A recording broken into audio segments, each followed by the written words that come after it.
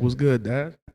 Ain't shit. What's the word with you, man? Ain't shit. I see you out here got stuff popping in these streets. I'm trying to get it out here, man. You know what I'm saying? I'm trying to do it. Well, I do appreciate you coming out doing this interview with me, taking out your time for recording, even though I am the one that probably records most of This is true. I kind of had no choice. But you ended up taking out your time to come do this interview with me. This is Elite Access. I'm Elite Access with your boy Gutter, featuring my man Dazzy Get Em. So, Daz, we go just jump into it real quick. What was your influence in rap music? What made you want to get into doing like rap music? It really came from high school. I mean, like the typical answer, you know, you hear Biggie, Pop, all the old school rappers, but mine came from that 05 to 09 2010 run of Wayne, when he was at his peak. He was the mixtape king, punchline after punchline, feature after feature. How important in your music is lyrical content? This is one of the most important things, because I mean, nowadays you just put on, you do a trap beat and say whatever and it's gonna sell. But I don't believe in that.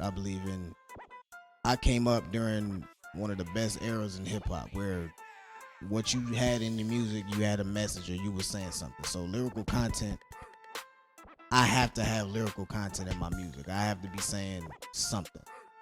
Yeah, I believe so. I see that you getting a lot of feedback on that the Nicki Minaj remix. Yeah, man. Yeah, it's crazy. Actually spitting on there. Yeah, like real lyrics. Yeah. Now, you know, how does that make you feel when you get that type of feedback when you spit?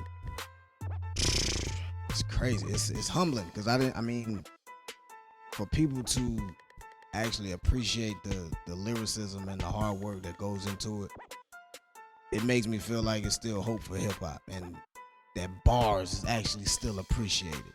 Now, do you have any other influences? Like, do you listen to like any battle rappers? Because it was a couple of lines in the Chun-Li record that you said it sounded like some battle raps, and it was some stuff that I'm just now catching that I know a lot of people ain't catching, like the put a soul in the key. And you ain't shit until you put a soul in the key. Now think about the last bar and hit me when you get it. Like, let them know what you meant by that. Put a soul in the kid. I meant, like, because everybody out here, they talking about they a gangster and they doing this, they catching bodies. And what I was saying was, you know what I'm saying, you can't talk that unless you've actually done it. So you ain't shit until you put a soul in the kid. And the punchline is the actual car. The Kia See, Soul. I caught it. Right. I caught it. Right. I caught it. Right. Now, you ended up posting a picture, okay? With, and it was a picture with the line that you said, I wear a glove with the 20 and the 40, always lighting shit. The 40 bang on bull like it's back in 96. I'm in the game and I ain't going to the bench. Top rappers in Arizona, readjust your list. when you put the picture with it, which is dope that you put the picture with it, people still didn't get it. Right. What was the response to when you put that picture up? It was mainly like battle rap fans who said like, yo, that was fire. Because they heard it, but it means something completely different when you can actually visualize the punchline in the bar. So then it put it all together for them, and they was like, yo, that was crazy. Nah, that was a crazy line. Shout out to my dog Arsenal out there, man. Arsenal the Rebel, what's happening, man? In the music industry, what would you consider yourself like when you know you made it? What would be those signs? First of all, when I get my mom and my family in a situation where they ain't gotta worry about shit. Right. They ain't gotta worry about a bill. They ain't gotta worry about nothing. And then as far as for me, when I go on stage and I can not rap nothing, and the crowd, they filling in every line, and they rapping it back to me, that's when I know that I made it. Regardless of mainstream success and all that, when I got a crowd to quote my stuff back to me, that's how I know I made it. How do you feel about stuff that's on the radio right now? Like, because I'm listening to the records that you're coming out with now, that you're getting ready to come out with. Do you think it's gonna fit the quote unquote mainstream radio genre? Some of it can. Some of it may make it. I hope it makes it. But for the most part, my goal is not, the ulterior motive is not to make it on the radio and be mainstream. My ulterior motive, my main goal is to make music that is genuine, that people can relate to, and I feel like that's what's going to make me succeed in staying true to myself as an artist and not conforming to the industry, the norm. Right. So you like going to be making the music that's going to make you longevity, be able to get checks later on in the game. That's what it is. Now, Daz, you got a lot of different Facebook fans, different types of Facebook fans, and different types of Instagram fans and Twitter. You got this thing that you do called Dazzy Cares. And some people consider it funny. You got some people that get offended by it. Right. You got some people that it makes think. It makes people day. I mean, what made you come up with that? Can you explain what Dazzy Cares is? Dazzy Cares is just a fun little campaign, I guess you could say.